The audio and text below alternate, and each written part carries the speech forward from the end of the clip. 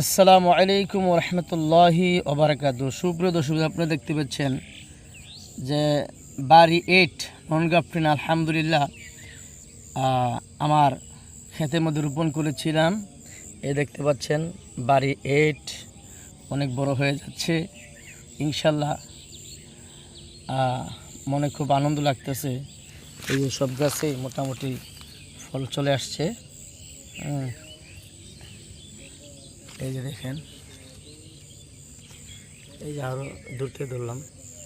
আলহামদুলিল্লাহ সব গাছে মোটামুটি ফলন চলে আসছে। আপনিও ইচ্ছা করলে আপনি আপনার বাড়িতে জমিতে এরকম বাড়ি 8 প্রাথমিকভাবে পরীক্ষামূলক রোপণ করতে পারেন। এই দেখতে পাচ্ছেন থোকায় থোকায় আলহামদুলিল্লাহ। এই যে মাশাআল্লাহ।